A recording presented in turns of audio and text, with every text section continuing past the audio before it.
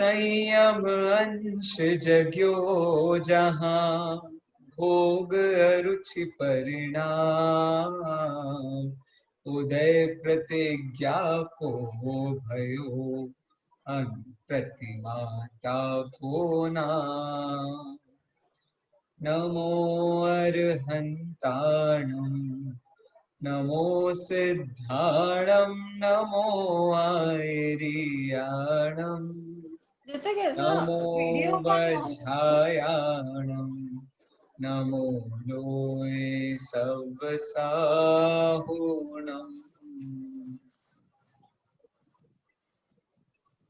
आज हम बात करने जा रहे हैं एक बहुत ही मार्मिक पाठ के बारे में।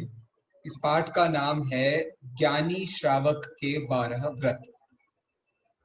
बात को प्रारंभ करने से पहले मैं आपके सामने एक बात रखना चाहता हूं। देखो, थोड़ी सी विचार करने वाली बात है, आप विचार करना।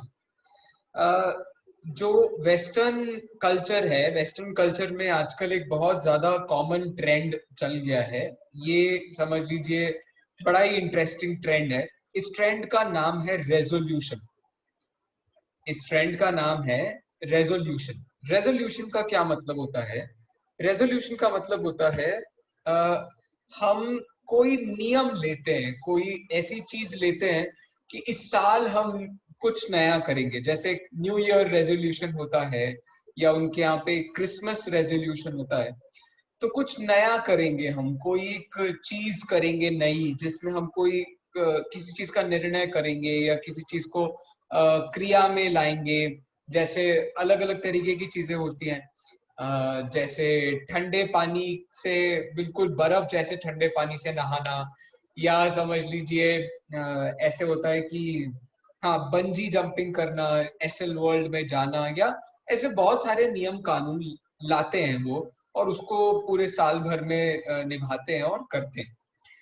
यहाँ जो हमारी बात चल रही है वो मुझे आपको सिर्फ इतना बताना है कि ये जो रेजोल्यूशन लेना है वो भारतीय परंपरा से वहां गया है, और वहां से फिर वापस हमारे यहाँ पर एक नए रूप में आया है।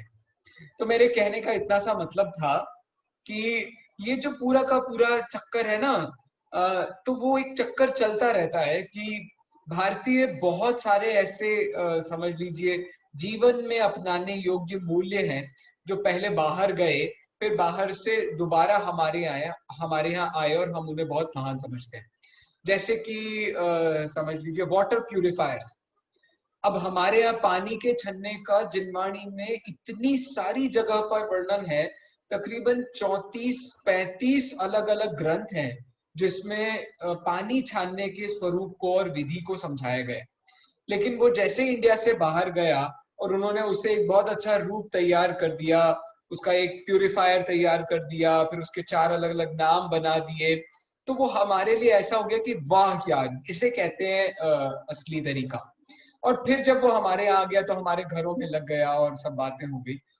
मेरे कहने का इतना मतलब है कि बहुत सारा प्रभाव बाहर से जब हमारे पास आता है तो हमें लगता है यार इसमें कोई नई बात है, और जो असली बात होती है वो हमारे दिमाग से बिल्कुल चली जाती है। तो इसी तरीके की बात जो ये रेजोल्यूशन है, इसका सीधा सीधा नाम जो अपनी चालू हिंदी भाषा में है उसे कहते हैं नियम, और नियम को शुद्ध हिंदी में कहते हैं व्रत। नियम को शुद्ध हिंदी में कहते हैं व्रत। अब ये व्रत क्या चीज होती है, कैसी चीज होती है, तो हम इस पाठ के नाम से ही अपनी पूरी बात प्रारंभ करते हैं। ज्ञानी श्रावक के व्रत, ज्ञानी श्रावक के 12 व्रत नाम है। अभी हम ज्ञानी श्रावक के व्रत पर बात करते हैं। तो सबसे पहले ज्ञानी श्रावक के व्रत, ज्ञानी किसे कहते हैं भैया? अभी मैं किसी से पूछता हूं, अच्छा मुझे बताइए, जीव किसे कहते हैं? कोई भी मुझे बता दे, जो बालबोध पाठमाला भाग 1 में हमने पढ़ा है, जीव किसे कहते हैं? कोई बताएगा मुझे जीव किसे कहते हैं? जिसमें ज्ञान जो जानता ना पाया जाए। जो जानता देखता है, जिसमें ज्ञान दर्शन पाया जाता है, उसे जीव कहते हैं। और एक छोटी सी परिभाषा वहां पर है, जो सुख दुख का अनुभव करता है उसे जीव कहते हैं। तो इसका मतलब हुआ ज्ञान जिसमें होता है उसे जीव कहते हैं। तो ज्ञान शब्द में जब हम प्रत्यय लगा लें तो समझ लीजिए, क्या नाम, प्रत्यय के नाम भूल जाता हूं मैं कभी कभी। ज्ञान शब्द में निनी प्रत्यय यदि हम लगा लें तो उसका पुल्लिंग बनेगा ज्ञानी, मतलब जिसमें ज्ञान पाया जाता है उसे ज्ञानी कहते हैं। तो इसके हिसाब से तो सभी जीव ज्ञानी हो गए।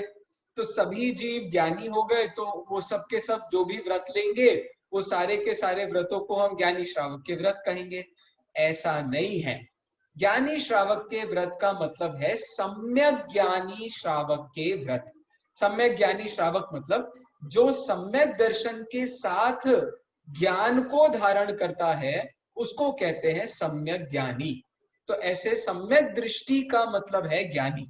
ज्ञानी का सीधा सीधा अर्थ निकाला जाए तो वो सम्यक दृष्टि है, और जो सम्यक दृष्टि होता है वो ही वास्तव में ज्ञानी है।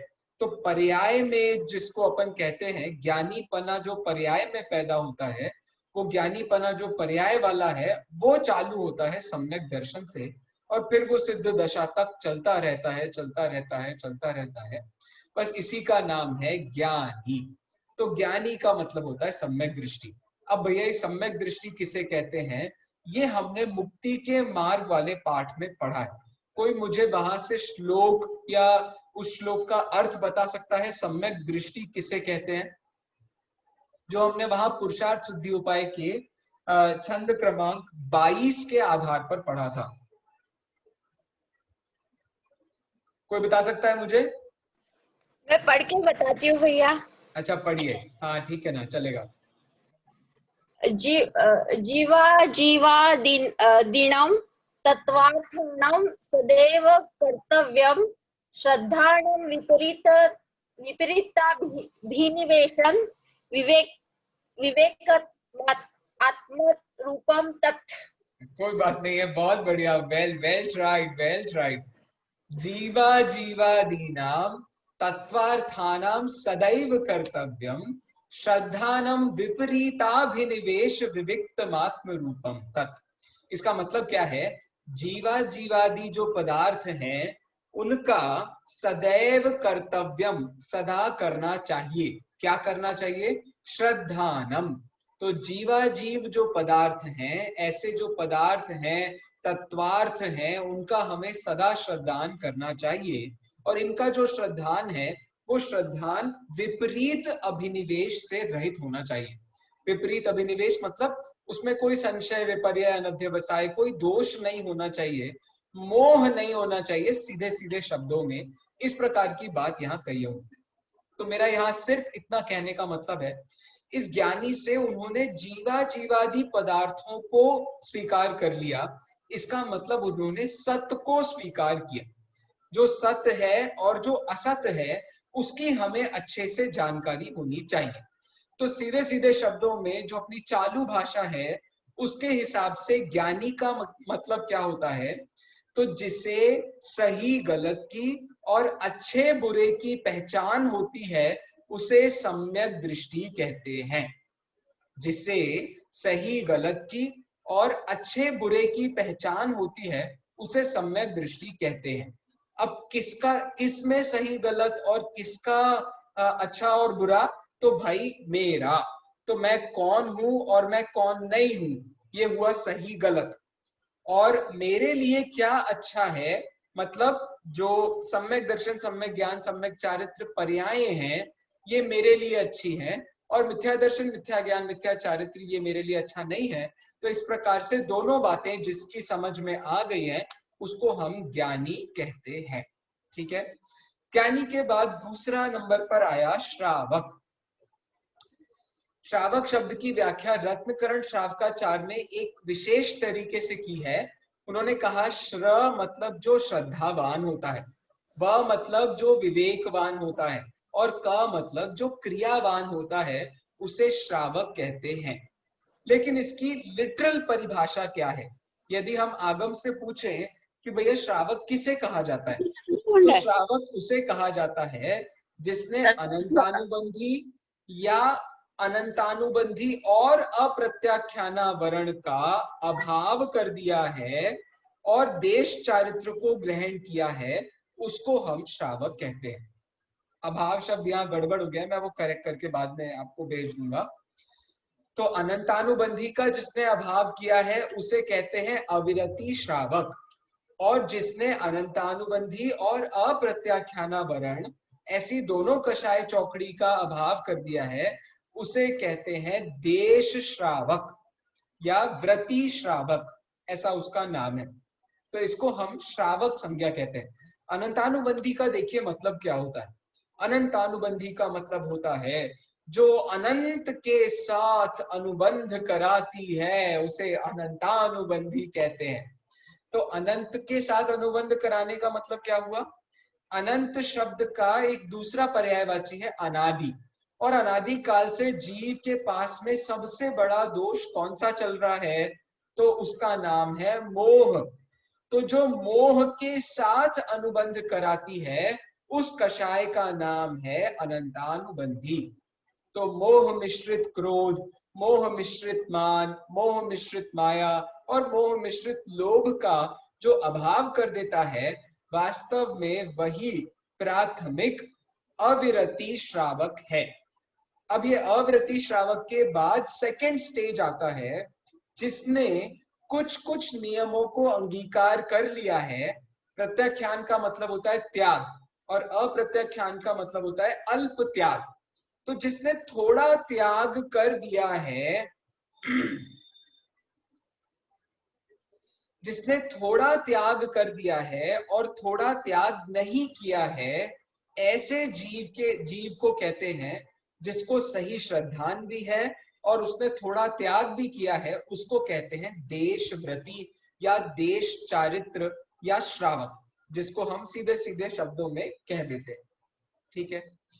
अब इसके बाद शब्द आया व्रत। तो व्रत का मतलब जो श्रावक होता है उस श्रावक के श्रावक पने के माध्यम को कहते हैं व्रत। मतलब श्रावक कैसे श्रावक कहलाता है, तो उसके अंदर किस प्रकार का भाव होता है कि हम उसको श्रावक कहते हैं। तो व्रत का भाव जिसमें पाया जाता है उसको हम श्रावक कहते हैं। तो संस्कृत में व्युत्पत्ति के अनुसार विरति विरतेर भावम व्रतम, जो विरति का भाव होता है उसे व्रत कहते हैं। अब देखिए विरति शब्द का कितना सुंदर मतलब होता है। कोई मुझे बता सकता है विरति का मतलब क्या होता है? कोई बताएगा मुझे विरति का मतलब क्या होता है? रति मतलब रमण करना, विरति मतलब विराग के पूर्वक प्रयत्न करना या उसमें राग कम करना। बहुत बढ़िया, बहुत बढ़िया। रति का मतलब होता है रमण करना, मजे करना, उसमें उसमें बिल्कुल डूब जाना, उसको कहते हैं रति। और विरति का मतलब जिन खराब चीजों में हम रमण कर रहे थे उन खराब चीजों से रहित हो जाना, उस भाव को कहते हैं विरति का भाव। ये तो हुआ पर द्रव्य की अपेक्षा। पर द्रव्य में जो हमने भाव बना रखे थे उसकी अपेक्षा से इसको कहते हैं विरति। और दूसरा इसका मतलब होता है अपने में रति विशेष करना। रति का मतलब होता है रमणता और वी का मतलब विशेष भी होता है। तो अपने स्वभाव के प्रति विशेष रति करना, विशेष रमणता करने के भाव को भी हम विरति का भाव अर्थात व्रत कहते हैं। तो व्रत को आप, विरति को आप दोनों एंगल से देख सकते हो। रति नहीं होना मतलब रति के विपरीत भाव को विरति कहते हैं। तो पापों में हमारी रमणता थी, तो पापों की रमणता से रहित अच्छे भावों में हम रमण कर रहे हैं, उसको भी विरति कहते हैं। और दूसरा विरति का मतलब होता है विशेष रति। विशेष रति का मतलब जिसमें विशेष रूप से हम लीन हो गए हैं। किसमें विशेष रूप से लीन हो गए? तो अपनी आत्मा में, आत्म स्वभाव में, और उसके जितने साधन हैं, उसकी प्राप्ति के जितने साधन हैं, उन सब में हम विशेष रूप से लीन हो गए हैं, तो उसको भी हम विरति कहते हैं। तो इस प्रकार से विरति विरतेर भावम व्रतम या विरति भावः व्रतः, इस प्रकार से दोनों प्रकार से उसकी व्युत्पत्ति बन सकती है। तो इसी को यहाँ दो अलग अलग भेदों के माध्यम से बताया गया है, एक निश्चय व्रत और दूसरा व्यवहार व्रत। देखिए व्रतों का वर्णन करते हुए दो विशेष ग्रंथों के नाम आपके सामने रखना चाहता हूं। पहला है तत्वार्थ सूत्र और दूसरा है पुरुषार्थ सिद्धि उपाय। दोनों ही ग्रंथों में पुरुषार्थ सिद्धि उपाय के 3रे अध्याय में और तत्वार्थ सूत्र के 7वें अध्याय में उन्होंने व्रतों का वर्णन करने से पहले भावनाओं का वर्णन किया है। व्रतों का वर्णन करने से पहले भावनाओं का वर्णन किया है। मतलब कि हमारे यहाँ यदि कर्म बंध भी होता है तो क्रिया से नहीं होता है, भाव से होता है। और मुक्ति भी होती है तो मुक्ति भी क्रिया से नहीं होती है, भाव से होती है। कहने का मेरा मतलब ये है, जो अच्छे भाव हैं, अब अच्छे भाव भी 2 प्रकार के होते हैं। अच्छे भाव मतलब दूसरों का भला करने के भाव, और दूसरे अच्छे भाव होते हैं अपना भला करने के भाव। इन दोनों प्रकार के अच्छे भावों में से निश्चय और व्यवहार का स्वरूप देखिए कितना अच्छा बताया है वहां पर। जैसे तत्वार्थ सूत्र के 7वें अध्याय का तीसरा सूत्र है, हाँ तीसरा सूत्र है। सूत्र क्या दिया उन्होंने, देखो मैं बताता हूँ। वांग मनोगुप्तीर्या दान समित्यालोकित समित्यालोकित पान भोजनानि पंच। 5 प्रकार की भावना उन्होंने बताई। ईर्या समिति, भाषा समिति, सॉरी वचन गुप्ती, मन गुप्ती, ईर्या समिति, आदान निक्षेपण समिति और जो पान भोजन संबंधी जो शुद्धि होती है। तो इस प्रकार से उन्होंने 5 भावनाएं बताई हैं। ये भावना सिर्फ अहिंसाणुव्रत की भावना है, ऐसे उन्होंने 5 व्रतों की भावना बताई है। मेरे कहने का इतना मतलब है, बस शॉर्ट में ही बता देता हूं मैं, ज्यादा विस्तार की बात नहीं है। मेरे कहने का इतना मतलब है, व्रत का संबंध क्रिया से नहीं है, व्रत का संबंध भाव से है। तो यदि वो भाव आपको समझ में आ जाएगा तो अपने आप आपको उस व्रत की क्रिया भी समझ में आ जाएगी। क्योंकि जैसा हमारा अभिप्राय होता है उसी के अनुसार हमारे परिणाम होते हैं और उसी के अनुरूप हमारी क्रिया होती है। यदि हमारा परिणाम अच्छा है तो हम ज्ञानी हैं। अच्छा है मतलब सही है। यदि उस परिणाम के साथ में हमारे समझ लीजिए विचार भाव भी अच्छे हैं तो ये बन जाएगा हमारा श्रावकपना। और फिर उसमें जो क्रियात्मकपना आता है उसको भी व्रत कहते हैं। वैसे क्रिया परिणाम अभिप्राय सबको मिलाकर के ये व्रत तैयार होता है। ठीक है, तो निश्चय व्रत किसे कहते हैं, तो आत्म शुद्धि की प्रकटता रूप शुद्ध भाव को निश्चय व्रत कहते हैं। और व्यवहार व्रत किसे कहते हैं, तो पापों के त्याग और व्रतों के धारण रूप जो शुभ भाव होते हैं उनको हम व्रत कहते हैं। तो सीधी सीधी भाषा में जो शुभ भाव होते हैं उन्हें व्यवहार व्रत कहते हैं और जो शुद्ध भाव होते हैं उन्हें हम निश्चय व्रत कहते हैं। इस प्रकार से व्रतों के स्वरूप में ये दोनों बातें आ गई। कोई कुछ कह रहा था क्या? किसी को कुछ कहना या पूछना है क्या? नहीं, चलिए अपन आगे बढ़ते हैं। तो यहां तक हमने इन 3 शब्दों को बहुत अच्छे से देख लिया है कि ज्ञानी किसे कहते हैं, श्रावक किसे कहते हैं और व्रत किसे कहते हैं। ठीक है, ज्ञानी मतलब सम्यक दृष्टि, श्रावक मतलब जिसने 2 कषाय चौकड़ी का अभाव कर दिया है, ऐसा जो जीव होता है वो देशव्रती होता है, उसको हम श्रावक कहते हैं। और व्रत मतलब जो निश्चय और व्यवहार के दोनों व्रतों के साथ में अपना जीवन जीता है उसको हम व्रती कहते हैं। तो ज्ञानी श्रावक के व्रत, इन सब की बात हुई। अब हमारे सामने प्रश्न है 12 व्रत। कोई अपनी कक्षा में ऐसा विशेष विद्यार्थी है जो कक्षा के विषय को पहले से पढ़ के आया है, वो मुझे बता सकता है कि 12 प्रकार के व्रतों का नाम क्या है? कोई बता सकता है मुझे 12 प्रकार के? एक मिनट, सिर्फ हैंड रेज करना है, सिर्फ हैंड रेज करना है। हाँ हाँ हाँ, मधु जी बोलिए। अनम्यूट करना पड़ेगा पहले आपको।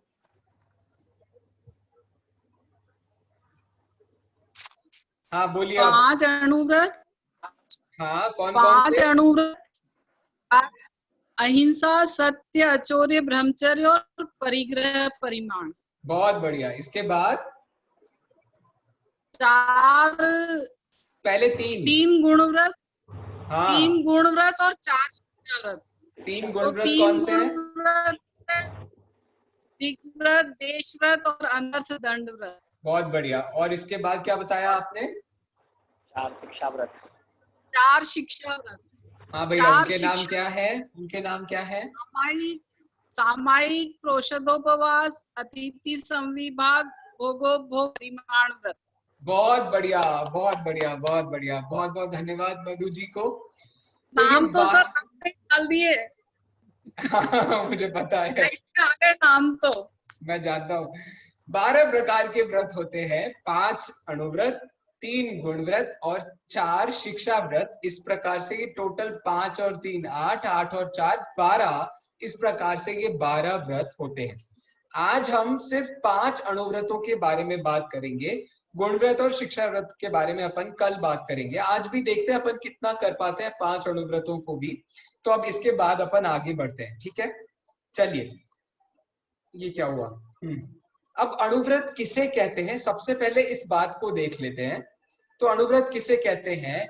हिंसादि 5 पापों के एक देश त्याग को अणुव्रत कहते हैं। ध्यान से सब लोग अपने दिमाग में इस बात को अच्छे से बिठा लेना। अणुव्रत किसे कहते हैं? तो अणु के समान व्रत।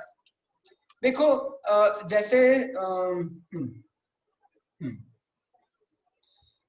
हाँ, 99% आपने किसी का कर्जा चुका दिया और 1% आपका कर्जा बचा है, तो हम कहेंगे आपका कितना कर्जा बचा है? तो अणु के समान आपका कर्जा बचा है, ठीक है ना? हम ये कहेंगे कि आपका अणु के समान जो कर्जा है वो बचा हुआ है।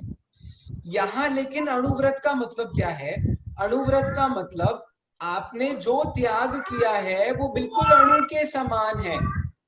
आपका त्याग बहुत बड़ा त्याग नहीं हुआ है, अणु के समान ही त्याग हो पाया है।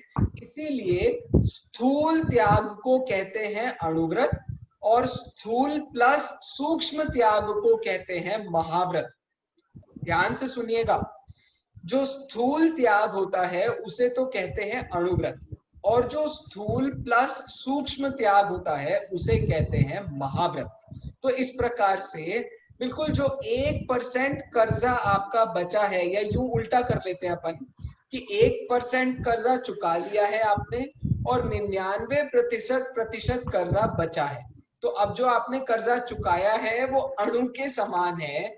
ऐसे ही जो आपने त्याग किया है वो बहुत स्थूल त्याग है। ये स्थूल त्याग का लेवल आपको पता है कितना बड़ा लेवल है? एक कपड़ा भी यदि आपने अपने शरीर पर छोड़ दिया है तो भी वो स्थूल त्याग में ही आता है, वो सूक्ष्म त्याग में नहीं आता।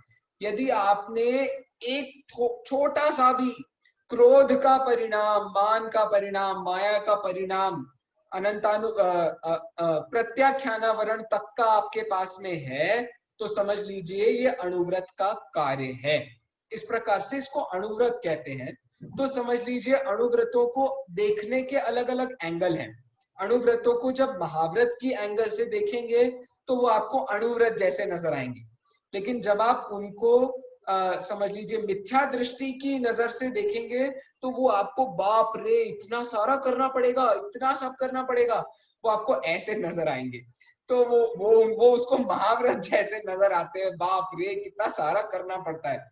लेकिन ये करना पड़ता है वाली बात नहीं है। ये तो ऐसी अवस्था है जब आपको सही और गलत की और अच्छे और बुरे की बिल्कुल ठीक ठीक पहचान हो गई है। तो आपको जीवादि 7 तत्व, जीवादि पंच अस्तिकाय, जीवादि 9 पदार्थ, जीवादि 7 तत्व, सबका स्वरूप समझ में आ गया है। तो आपको ये समझ में आ गया है कि दुनिया आपकी नहीं है, दुनिया आपके हिसाब से नहीं चल रही है।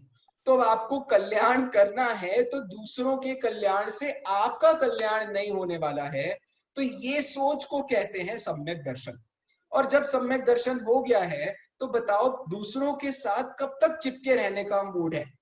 कब तक तुम दूसरों का किसी ना किसी तरीके से भला करते रहोगे, दूसरों के साथ चिपके रहोगे? तो ये दूसरों से चिपकने का जो रिश्ता है वो धीरे धीरे करके जहां से कम होना शुरू होता है उसको कहते हैं अणुव्रत। इसके बाद में हमने क्या देखा था? गुणव्रत। तो अणुव्रतों की जो रक्षा करते हैं, अणुव्रतों की जो वृद्धि करते हैं उन्हें कहते हैं गुणव्रत। तो गुणव्रत का मतलब क्या हुआ? जो गुण पैदा करते हैं, गुणवत्ता पैदा करते हैं। ऐसा आता है ना, अपने जो तेल आता है या ऐसे कुछ कुछ आइटम होते हैं ना जिसमें गुणवत्ता बढ़ा दी जाती है किसी चीज की। जैसे तेल होते हैं तो रिफाइंड तेल है तो वो गुणवत्ता वाला तेल है क्योंकि उसमें और ज्यादा गुण बढ़ गए हैं। तो इस तरीके से दवाइयां हैं तो उसमें भी गुण बढ़ जाता है तो उसको भी हम गुणवत्ता ऐसे कह देते हैं। कहने का मतलब ये होता है जिसमें कुछ चीज बढ़ गई है, तो जिसमें हमारी इम्यूनिटी पावर ज्यादा स्ट्रांग हो गई है उसे कहते हैं गुणव्रत। तो जिन व्रतों के कारण हमारे अणुव्रतों की इम्यूनिटी स्ट्रांग हो जाती है उसे कहते हैं गुणव्रत। तो अणुव्रतों की जो रक्षा करते हैं, उनमें वृद्धि करते हैं, उसको कहते हैं गुणव्रत। और इसके बाद में है शिक्षा व्रत। शिक्षा का मतलब क्या है? शिक्षा, शिक्षा का मतलब होता है सीखना, सिखाना। तो अब अणुव्रत किसके लिए लिए थे? अणुव्रत इसलिए थोड़ी लिए थे कि भैया अब चलो हो गया, सब कर लिया, थक गए, अब बस इतना सा करने के लिए नहीं थे। वास्तव में अणुव्रत लिए थे महाव्रतों को धारण करने के लिए। तो जो महाव्रतों का अभ्यास कराता है उसको कहते हैं शिक्षा व्रत। ठीक है? तो सबसे पहले जीव मिथ्या दृष्टि होता है। मिथ्या दृष्टि अवस्था को जैसे ही वो छोड़ता है वो सम्यक दृष्टि की अवस्था में पहुंच जाता है। सम्यक दृष्टि की अवस्था में उसे सही गलत का, अच्छे बुरे का समझ पैदा होती है। अभी सिर्फ समझ पैदा हुई है, धीरे धीरे करके वो अच्छी चीजों के साथ रहता है और बुरी चीजों को छोड़ता जाता है। इसको कहते हैं अणुव्रत। इस काम को करने में जो उसको और शक्ति मिलती है और इस काम को बनाए रखने में जो मदद करते हैं उन्हें कहते हैं गुणव्रत। और फिर ये अणुव्रत जिस उस परम अवस्था के लिए बनाए गए थे जिसमें उसके पास किंचित मात्र भी परिग्रह नहीं रहता है, उस अवस्था का नाम है महाव्रत। तो महाव्रतों की जो शिक्षा सिखाते हैं उनको कहते हैं शिक्षा व्रत। इस प्रकार से अणुव्रत, गुणव्रत और शिक्षा व्रत ये टोटल मिलाकर के 12 व्रत बन जाते हैं। अब हमारे सामने सबसे पहला व्रत है अहिंसाणु व्रत। अहिंसाणु व्रत का मतलब क्या होता है? जैसा कि मैंने आपको पहले बताया है, अणुव्रत में स्थूल त्याग होता है। तो स्थूल त्याग के हिसाब से मुझे कोई बता सकता है अहिंसाणु व्रत की परिभाषा क्या होगी? वो तो यहाँ लिख दिया अपन ने कि हिंसा के स्थूल त्याग को अहिंसाणु व्रत कहते हैं। अच्छा, कोई मुझे बताएगा सत्याणु व्रत की परिभाषा क्या है? विशुद्धि जी बताएंगी? जी भैया, बताइए बताइए।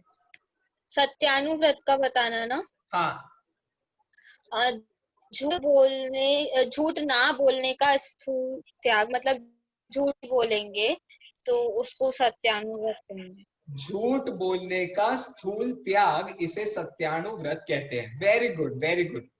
चलिए नेक्स्ट कौन बताएगा मुझे? अचौर्यानुव्रत किसे कहते हैं? ममता जी बताएंगी? भैया, चोरी करने के स्थूल त्याग को। बहुत बढ़िया, बहुत बढ़िया। चोरी करने के स्थूल त्याग को हम क्या कहते हैं? तो उसको अचौर्यानुव्रत कहते हैं। ब्रह्मचर्यानुव्रत किसे कहते हैं? तो अब्रह्म के या समझ लीजिए कुशील के स्थूल त्याग को हम ब्रह्मचर्यानुव्रत कहते हैं। और परिग्रह के स्थूल त्याग को हम परिग्रह परिमाण व्रत कहते हैं। इस प्रकार से मेन परिभाषाएं तो इतनी। अब देखिए इसके बारे में हम और क्या जानते हैं। तो इसके बारे में सबसे अगली बात देखने की ये है, भैया हिंसा के स्थूल त्याग को अहिंसानुव्रत कहते हैं। तो सबसे पहले समझने वाली बात ये है हिंसा किसे कहते हैं? तो हिंसा दो प्रकार की होती है। आप लोगों ने शायद बाल बोध पाठमाला भाग 2 में एक पाठ है 5 पाप वाला। उस 5 पाप वाले पाठ में हिंसा की एक परिभाषा दी हुई है। कोई बता सकता है मुझे वहां क्या परिभाषा दी है हिंसा की?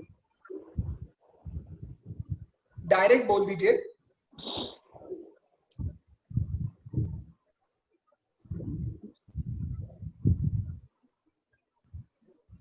राग द्वेष की उत्पत्ति होना हिंसा है।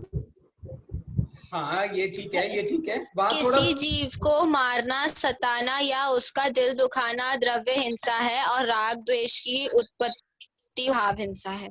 Very good, very good. वहां परिभाषा यही दी हुई है, किसी को मारना, सताना, उसका दिल दुखाना, इसको हिंसा कहते हैं। तो मारना, सताना, दिल दुखाना, ये सब क्या है? तो ये सब अपने राग का पोषण है, और जो द्वेष है उससे दूर करना है, उसे दूर करने का भाव है। तो राग द्वेष मिश्रित अवस्था होने से राग द्वेष का दूसरा नाम है कषाय। तो कषाय भाव से आत्मा की शुद्धता का घात करना, उसे कहते हैं भाव हिंसा। ये बिल्कुल वैसी परिभाषा है जैसी परिभाषा हमने वहां पर पुरुषार्थ सिद्धि उपाय में पढ़ी थी। अप्रादुर्भावः खलु रागादीनां भवत्य हिंसेति तेषामेवोत्पत्ति हिंसेति जिनागमस्य संक्षेपः। आत्मा में मोह राग द्वेष का उत्पन्न करना ही हिंसा है, और आत्मा में मोह राग द्वेष का उत्पन्न न होना, इसी का नाम अहिंसा है। तो इस प्रकार से भाव हिंसा किसे कहते हैं? तो राग द्वेष कषाय भाव पैदा करना जिससे कि आत्मा की शुद्धता का घात हो, उसे असली में हिंसा कहते हैं। अब उसके जो फिजिकल रूप हैं, वो फिजिकल रूप क्या है? तो दूसरों को मारना, सताना, उनका दिल दुखाना। यहाँ तक ही नहीं, अपने को मारना, अपने को सताना, अपने को अपना दिल दुखाना, ये सब भी उसके अंदर आता है। क्योंकि देखिए द्रव्य हिंसा की परिभाषा यहाँ क्या कहते हैं? अपने और पराये के प्राणों का घात होना, इसे कहते हैं द्रव्य हिंसा। अब आप सब लोगों ने प्राण पढ़ लिया है चैप्टर, तो मुझे कोई प्राणों के नाम बता सकता है? 4 प्राण के नाम कोई बता सकता है? हाँ ललिता जी बोलिए।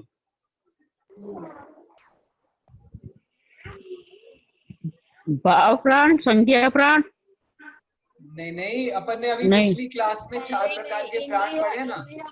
इंद्रिय, इंद्रिय, इंद्रिय, बल, श्वासोच्छ्वास। वायु। बहुत बढ़िया, बहुत बढ़िया। तो क्या सबसे प्राण पहले तो 10 थे क्या? 5 इंद्रिय भी इसमें आती है क्यों? 10 प्राण बताए आपने, 4 प्राण पूछे। हाँ हाँ कोई बात ही नहीं है, वो तो एक ही बात है, भेदा भेद विवक्षा से। तो देखिए सबसे पहले इंद्रिय पर लगाओ, तो अपनी इंद्रियों का घात करना, दूसरे की इंद्रियों का घात करना। फिर बल, अपने बल का घात करना, दूसरे के बल का घात करना। तो मन बल भी है, वचन बल भी है, काय बल भी है, सबको आप लगाना। तो मन अपने पर भी लगाना और दूसरों पर भी लगाना। ऐसे ही आयु, अपनी आयु का घात करना। ये जो आयु वाला है ना, ये वाला है वास्तव में जो हम प्राणों का घात समझते हैं। प्राणों का घात मतलब जैसे सुसाइड कर लेना, तो ये है अपने प्राणों का घात। और दूसरे की हत्या कर देना, वो मतलब समझ लीजिए हॉस्पिटल में पड़ा हो तो उसका वो नली काट देना, ऑक्सीजन नहीं मिलना, खून बह जाना, ये सब समझ लीजिए आयु का घात। और फिर अंतिम श्वासोच्छ्वास का घात, तो वो जो ऑक्सीजन वाली बात अपन कर रहे थे ना, तो वो उससे रिलेटेड हो जाएगा। तो इस प्रकार से अपने पराये के प्राणों का घात करना, ये है द्रव्य हिंसा। और ये होगा कैसे? कषाय भावों के कारण ही ये हो सकता है, इसलिए वो कषाय भाव कहलाती है भाव हिंसा। और उसका जो शारीरिक, वाचनिक, मानसिक रिफ्लेक्शन है, उसे कहते हैं द्रव्य हिंसा। तो अपने परायों के प्राणों का घात करना, इस प्रकार से वो द्रव्य हिंसा भी हो गया। तो इसके बाद पे समय सार के बंध अधिकार से ये पंक्ति ली गई है, आप वहां से भी पढ़ेंगे तो बड़ा मजा आएगा। प्राणी मरे या ना मरे, हिंसा हिंसा अयत्नाचार से। अयत्नाचार से। बहुत सुंदर गाथा के माध्यम से ऐसी 4-5 गाथाएं लिख करके उन्होंने ये पूरी बात समझाई है कि हिंसा वास्तव में अयत्नाचार को कहते हैं, प्रमाद को कहते हैं। तो ये प्रमाद आदि जब तक रहते हैं तब तक आपकी हिंसा चल रही है। सामने वाला मरे या ना मरे उससे कोई लेना देना नहीं है। आपने यदि हिंसा के भाव किए और सामने वाला बच गया तो भी आपको कर्म बंध होगा, और आपके हिंसा के भाव नहीं थे और फिर भी गलती से जीवों की हिंसा हो रही है तो आपको कर्मों का बंध नहीं होगा।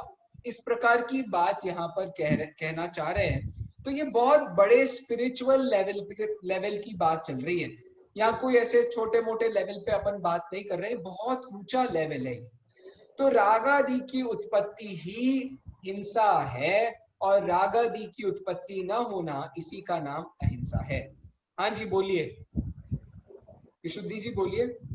भैया मुझे ये पूछना था कि जैसे आप किसी जीव को मारना चाहते हो लेकिन किसी कारणवश जैसे गलती से मर गया है, जैसे को मतलब जैसे चूहा है, अगर वो छोटा सा चूहा अंधेरे में आप बहुत ध्यान से चल रहे हो लेकिन वो आपके पैर के नीचे आ गया तो और वो मर गया फिर? हाँ बिल्कुल, आपका प्रश्न बिल्कुल ठीक है, मैं समझ गया आपका प्रश्न। मेरे साथ भी एक बार ऐसा हुआ था, परिस्थिति बिल्कुल वैसी ही बनी थी। मतलब वैसे तो हर दिन कुछ ना कुछ ऐसा होता ही रहता है, लेकिन एक बार कोई विशेष परिस्थिति बन गई थी। तो आपका कहना बिल्कुल सच है कि सबसे बड़ी हिंसा कौन सी है, तो सबसे बड़ी हिंसा होती है मूर्छा भाव की हिंसा। मूर्छा भाव का मतलब होता है मोह, क्योंकि आप हमेशा हिंसा करते ही रहोगे यदि आपने मोह का अभाव नहीं किया तो इस दृष्टि से वो हिंसा जब तक है तब तक ये बाकी की सारी हिंसाएं छोटी हिंसाएं। अब ये जो दूसरों को मारने वाली हिंसा है, जैसे आपने बहुत कोशिश करी और सामने वाला जीव आपने बहुत कोशिश करी बचाने की, लेकिन फिर भी सामने वाला जीव मर गया है, तो इसमें आपको उस संबंधी कर्म बंध तो बहुत कम होगा। लेकिन आपने यदि ये सोचा, ये समझ लीजिए विचार बना दिया कि हाँ मैं दुनिया में सबको बचा सकता हूँ, हाँ मैं दुनिया में किसी को भी बचा सकता हूँ, तो आप मोहनीय से नहीं बच पाए। समझ रही हैं आप? हाँ भैया, और हाँ। अगर जैसे आप वो आपसे वो मर गया लेकिन आपने ये सोच लिया कि ऐसा ही होना था और जाने दिया उस बात को, तो फिर? ये तो बिल्कुल ये वैसी ही बात है। ये इसीलिए तो मैं बार बार ये कह रहा था, ये बहुत बड़े स्पिरिचुअल लेवल पे बात कर रहे हैं अपन। तो कषाय भाव जब तक आपके मन में है तब तक आपका हर तरीके का अशुद्धता बनी रहेगी। तो आप जो ये कहना चाह रहे हो ना कि कुछ लोग ऐसे होते हैं कि जानबूझ के मारते जाते हैं और बोलते हैं कि उसकी आयु तो खत्म होनी थी तो मैं क्या कर सकता हूँ। ये सारी बातें बहुत एक सुपरफिशियल लेवल पर तो अच्छी लगती हैं, लेकिन वास्तविकता तो ये है जब आप अपनी आत्मा के ध्यान में लीन होते हो, अपनी आत्मा की शुद्धता में लीन होते हो, उस समय पर यदि आपसे ऐसा कोई दोष हुआ है तो उस दोष का आपको पाप नहीं लगेगा। लेकिन बाकी किसी भी समय पर आपने एक को बचाने के चक्कर में दूसरे को मारा है तो आपने कोई समझदारी का काम नहीं किया है। ठीक है? ठीक है। हाँ जी। तो इस प्रकार से भाव और द्रव्य हिंसा का स्वरूप हमारे सामने बहुत अच्छे से खुल करके आया है। हाँ मिताली हाँ। जी आप कुछ कह रहे? नहीं, ममता जी आप कुछ कह रहे हैं? मतलब एक को बचाने के चक्कर में दूसरे, मतलब मोहनी की बात है ना भैया वहाँ? हाँ, मोहनी समझ लीजिए, कषाय समझ लीजिए। हम क्या कर रहे होते हैं कि हम एक को तो परेशान करते हैं ये कह के कि उसकी आयु कर्म का उदय आ गया इसलिए मैं उसे परेशान कर रहा हूँ, उसके ही कर्म खराब थे इसलिए मैं उसे परेशान कर रहा हूँ, और दूसरे को मैं वही बचाने की कोशिश कर रहा होता हूँ तो ये कहता हूँ कि मेरा राग बहुत है इसलिए मैं उसे बचाना चाहता हूँ। तो कहने का मतलब ये है, ये सारी की सारी बातें कॉन्ट्रडिक्टिंग है। आपने एक कषाय को जिससे द्वेष था उसके प्रति भी कषाय करके ये कहा कि आयु कर्म का उदय था, और इधर जिसके प्रति राग था वहां भी कषाय करी, तो आप तो दोनों तरफ से गए। इस प्रकार से वो तो बहुत ज्यादा बड़ी दिक्कत है। तो जिनवाणी को पढ़ना और उसको किस लेवल पर समझना, इन दोनों बातों में बहुत डिफरेंस है। तो जब तक हम वो लेवल नहीं समझ पा रहे हैं तब तक ये सारी बातें बनी रहती हैं। बहुत बढ़िया, मुझे बहुत खुशी है, आप लोगों के प्रश्न बहुत अच्छे आ रहे हैं। हाँ ललिता जी। हाँ भैया, पर अपन जैसे चिट्ठी है या कुछ भी है बचाना चाह रहे फिर भी उस मर गया, उस समय आपने उस समय आप कुछ भी नहीं कर सकते हो, लेकिन आप इस बात के विचार से शून्य नहीं हो सकते हो कि देखो मैं झाड़ू तो मार ही रहा था ना, झाड़ू मारने का तो राग मुझे था ही, भले ही मेरा चींटी मारने का द्वेष नहीं था। तो कहने का मतलब वो जो राग द्वेष है वो दोनों ही अपने आप में बहुत बुरा है। तो संसार का सारा जो परिवर्तन है, तो कहने का मतलब ये है, इसीलिए ये जो अणुव्रत है ना, अणुव्रत, ये अणुव्रत में स्थूल त्याग होता है। इसमें बहुत बड़ा त्याग आप नहीं कर पाते हो, इसमें बहुत स्थूल त्याग हो पाता है, इसलिए भी उसका स्वरूप हमारे समझने की बात है। तो जब तक हमें सम्यक दर्शन का स्वरूप समझ में नहीं आया, मैं कौन हूँ, भगवान कौन है, इस जगत में मेरा क्या कार्य है, तब तक तो समझ लीजिए हम महाघोर पाप कर रहे हैं। और इसके अलावा हम जितना भी अच्छा काम करने की कोशिश कर रहे हैं उन सब का तो आपको फल मिलेगा। अब जैसे कोई व्यक्ति बाल तप कर रहा है या बहुत ज्यादा ऐसे बड़े बड़े काम कर रहा है, अपने सर पर सिगड़ी लेकर के बैठा है, या कोई ऐसे बहुत बड़े बड़े काम कर रहा है और उसके अंदर का मोह नहीं नष्ट हुआ है, तो वास्तव में वो कुछ ना कुछ बड़ी चीज चाहता है। मिल जाएगी बड़ी चीज, स्वर्ग में पहुंच जाएगा, बहुत सारी अप्सराएं मिल जाएंगी, बड़े स्वर्ग में पहुंच जाएगा, लेकिन फिर क्या होगा, उसके बाद फिर वही उसकी हालत खराब हो जानी है। तो कहने का मतलब इतना सा है कि सबसे बड़ा जो द्वेष है, सबसे बड़ी जो दिक्कत है, उसका नाम तो मोह है। जब तक वो नहीं गया तब तक तो बाकी सारी चीजें रेफरेंशियल हैं, हो रही है तो ठीक, नहीं हो रही है तो गलत। लेकिन आपके नियम, आपके जितने भी व्रत हैं, वो सब तभी काम के होंगे जब सम्यक दर्शन की मोहर उसमें लग जाएगी। बाकी तो पूरे संसार का परिणमन, जीवों के ये जो शरीर है इसका परिणमन आयु कर्म से ही होता है।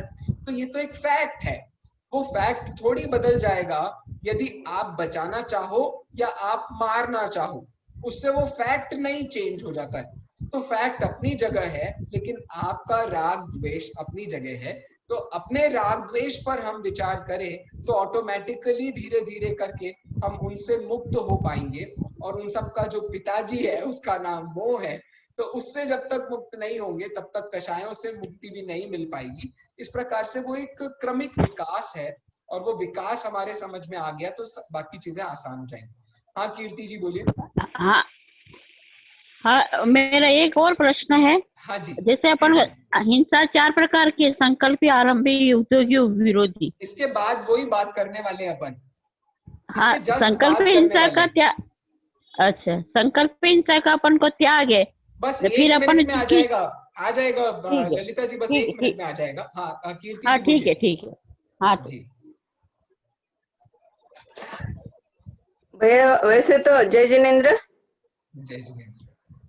हाँ, वैसे तो अभी आपने बता दिया है कि मतलब फिर भी ऐसे जैसे घर के बाहर अभी थोड़ा सा खुला है तो चींटियां वगैरह तो होती है, लेकिन साफ सफाई भी करनी पड़ती है। तो वो जानबूझकर नहीं, लेकिन वो होता ही है ना, हिंसा होती है। बिल्कुल सही है, आपका कहना बिल्कुल सही है। तो आपके इच्छा जितने अच्छे परिणाम हैं, आपके जितने अच्छे परिणाम हैं वो आपको शुभ कर्मों को जरूर बांधेंगे। तो उस प्रकार से यदि शुभ कर्म इकट्ठा करना हमारा लक्ष्य है तब तो बहुत अच्छा चल रहा है, लेकिन हमें तो कर्मों से मुक्त होना है, तो उस दृष्टि को भी हम ध्यान में रखें। तो यही मेरा यहाँ पर पूरे के पूरे विषय में कहने का अभिप्राय था जी। ठीक है भैया जी। हाँ विशुद्धि जी बोलिए। भैया ये मुझे ये पूछना कि जैसे आप किसी को मस्ती में अपन जैसे मार रहे हैं, उसको भी बुरा नहीं लग रहा, तो फिर उससे वो कर्म बंध का कारण है या नहीं? वो तो सभी कुछ कर्म, जब तक आत्मा के शुद्ध भावों का सहारा नहीं लिया है तब तक वो सब कर्म बंध का कारण है।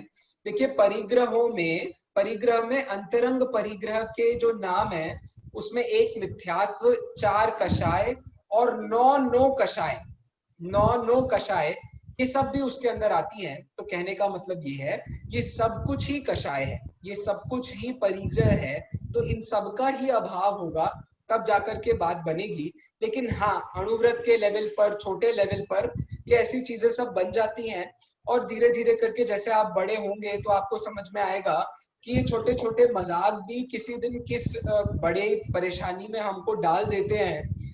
ये अभी तो चूंकि अपन सब बच्चे होते हैं इसलिए खेल खेल में सब बातें अच्छी लगती है, बट ग्रेजुअली बड़े होते होते तो ये कॉमन मैच्योरिटी में ये सब परिस्थिति बन जाती है कि हम समझ जाते हैं कि यार ये मस्ती मजाक का भी जो प्रॉब्लम है वो तो लौकिक में ही इतना बड़ा प्रॉब्लम है, तो पारलौकिक में तो उसका कोई स्थान नहीं हो सकता है।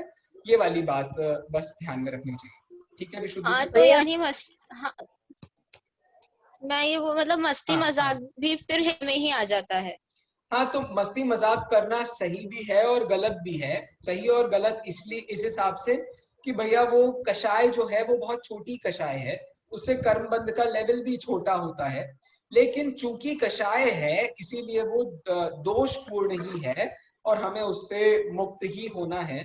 तो अब जब तक वो छोटे लेवल में है तब तक तो ठीक है, उसका लेवल बड़ा हो जाए तो वो बहुत ज्यादा दुखदायी हो सकती है। तो इस प्रकार से वो भी स्थूल त्याग वाला एंगल आपके दिमाग में रहेगा तो ये सब क्वेश्चंस भी सॉल्व हो जाएंगे। हाँ जी। ओके बढ़िया। हाँ जी।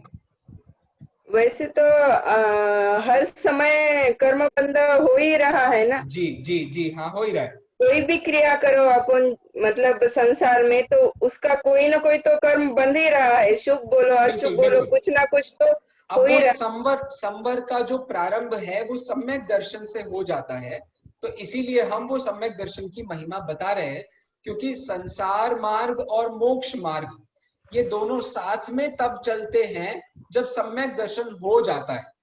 सम्यक दर्शन से पहले तो वो भी नहीं होता है, इसलिए मोक्ष मार्ग का प्रारंभ जहां से हो जाए वो हमारे लिए बेहतर है, वो हमारे लिए अच्छा है, इसलिए अपन उस संबंध में बात कर रहे हैं। ठीक है अच्छा, जी हाँ ठीक है। जी। चलिए, तो अंतिम हिंसा के संबंध में जैसा कि अभी ललिता जी ने भी नाम लिया, हिंसा 4 प्रकार की मानी जाती है। संकल्पी हिंसा, उद्योगी हिंसा, आरंभी हिंसा और विरोधी हिंसा। संकल्पी हिंसा का मतलब होता है इरादतन, with planning, with all the mood, with everything, जानबूझकर किसी की जान लेना, किसी को परेशान करना, किसी के प्लानिंग करना, 4 दोस्त मिलकर के 5वें को परेशान करना, इसका नाम है संकल्पी हिंसा। तो सम्यक इस प्रकार से ये संकल्पी हिंसा हो। दूसरी है उद्योगी हिंसा, अर्थात उद्योग में होने वाली हिंसा, व्यापार आदि में होने वाली हिंसा। आरंभी हिंसा मतलब आरंभ में, घर में जो हम काम करते हैं, जैसा कि आप सबने भी बताया, झाड़ू पोछा करते हैं या हम कुछ भी काम करते हैं, उसमें आरंभी हिंसा होती है।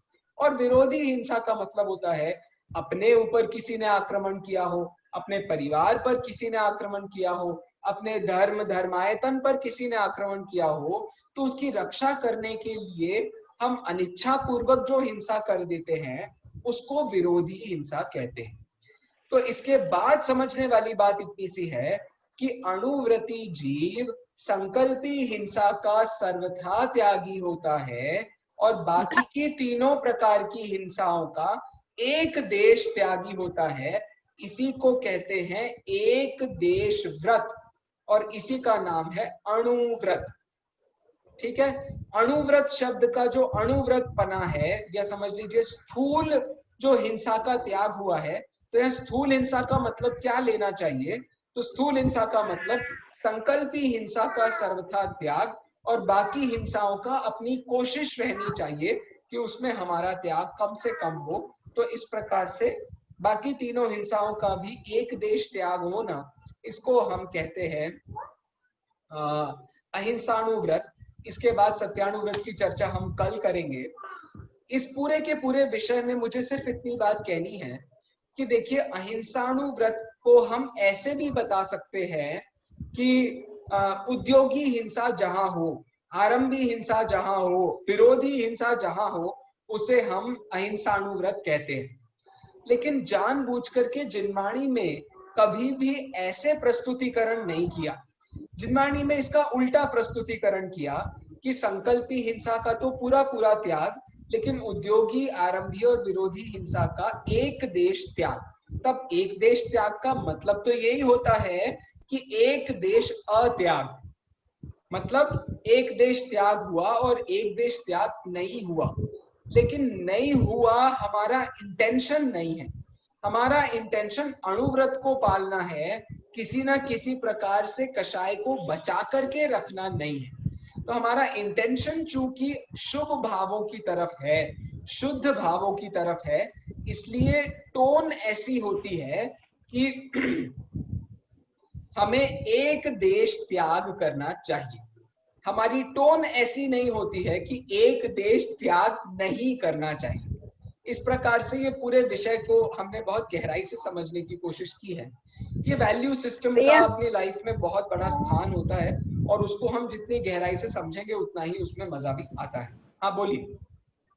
हाँ, वो एक देश का मतलब थोड़ा सा बताइए और उसका एक आधा ये भी दे दीजिए मतलब। दिया अभी जो बात अपन ने की, संकल्पी हिंसा का पूरी तरीके से त्यागी होना और आरंभी, उद्योगी और विरोधी हिंसा का एक देश त्यागी होना, इसको ही समझ लीजिए जो अपन पूरी बात कर रहे हैं उस पूरी बात का इतना सार है। एक देश वर्ड का मीनिंग चाहिए। एक देश, हाँ, एक देश का मतलब होता है आंशिक त्याग, थोड़ा त्याग। तो जैसे हमने हाँ संकल्पी सॉरी आरंभी, उद्योगी और विरोधी हिंसा का एक देश त्याग किया है, मतलब थोड़ा आंशिक मात्रा में त्याग किया है, लेकिन बाकी मात्रा में वो अभी भी हिंसा चल रही है। संकल्पी हिंसा का पूरा त्याग हो गया है, तो उस मामले में तो बिल्कुल अहिंसा चल रही है। इस प्रकार से उसको पूरे को हम देख सकते हैं। अच्छा ठीक है भैया। मुझे भैया ये पूछना था कि ये एक देश त्याग का फायदा क्या है? मीन्स जैसे संकल्पी हिंसा चलती है, सॉरी संकल्पी हिंसा नहीं चलती लेकिन आरंभी चलती है, तो ये कर्मों को कैसे पता चलता है कि हाँ इस बंदे को बस इतनी हिंसा अलाउड है और ये हिंसा नहीं अलाउड? देखिए सीधा कर्मों को कैसे पता चलता है, क्योंकि कर्म तो सीधे सिर्फ अकाउंटेंट है। अकाउंटेंट को कोई लेना देना नहीं होता है कि आपने पैसा कहां से लाया, कैसे लाया, कितना लाया, क्यों लाया और कुछ भी कहो आप। कहने का मतलब ये उन्हें ऐसे पता चलता है, हमारे भावों का सीधा सीधा संबंध होता है कर्म बंध से। तो अब अनंतानुबंधी नहीं है तो भाव का लेवल भी उतना बड़ा नहीं है। तो अनंतानुबंधी था तो उसके कर्म बंध का लेवल भी बहुत बड़ा था। अनंतानुबंधी चला गया तो उसका लेवल भी देखो ना कितना बड़ा रिफ्लेक्शन होता है। प्रथम नरक बिन शक दू ज्योतिषवान भवन षड नारी, थावर विकल त्रय पशु में नहीं उपजत सम्यक धारी। तो इसका रिफ्लेक्शन कितना देख लीजिए, कितना बड़ा रिफ्लेक्शन है। पंच परावर्तनों का अभाव हो जाता है, जीव का सारा सेटअप चेंज हो जाता है, सिर्फ अच्छी गतियों में ही जाता है। सम्यक दर्शन छूटे ना तो 7-8 भवों में मुक्ति को प्राप्त हो जाता है। कर्मों को सब समझ में आ जाता है। कर्म इतने आसान है, इतने इजी है कि आपने उनसे यदि कह दिया है कि अगली बार मेरे घर में नहीं आना, तो वो अगली बार नहीं आएंगे। मतलब संवर यदि आपने कर दिया है तो पुनः उसका बंध नहीं होता है, लेकिन संवर नहीं हुआ है तो निर्जरा भी नहीं होगी। मतलब वो कर्म दोबारा से परेशान ना करें ऐसी योग्यता भी उनमें नहीं आएगी। तो जैसे ही करके आपने संवर कर लिया तो फटाफट निर्जरा होना चालू हो जाएगी, और ऐसा सभी कर्मों का संवर हो गया तो उनकी सभी की निर्जरा भी जल्दी से जल्दी हो जाएगी। इस प्रकार से मुक्ति की पूरी प्राप्ति हो जाएगी। तो पूरा का पूरा जो सेटअप है अपना 7 तत्वों का, वो बहुत ही मनोवैज्ञानिक रूप से बनाया गया। जी बोलिए। अनंतानुबंधी का एक बार मीनिंग बताइए ना। हाँ, अनंतानुबंधी मतलब अनंत के साथ जो अनुबंध कराती है। तो अनंत का मतलब अनंत द्रव्यों के साथ, अनंत क्षेत्र के साथ, अनंत काल के साथ और अनंत भाव के साथ। तो अनंत द्रव्यों के साथ अनुबंध मतलब ये सारे के सारे जीवों के साथ परावर्तनों में जो हमारा संबंध बनता है, वो समझ लीजिए द्रव्य, क्षेत्र, काल, भव, भाव, वो सब इसमें आ जाता है। और दूसरा अर्थ जो मैंने पहले आपको बताया था, अनंत का मतलब होता है अनादि, और अनादि काल से जो हमारा सबसे बड़ा बैरी है वो है मिथ्यात्व। तो मिथ्यात्व के साथ जो कषाय बंधती है उसका नाम अनंतानुबंधी कषाय है।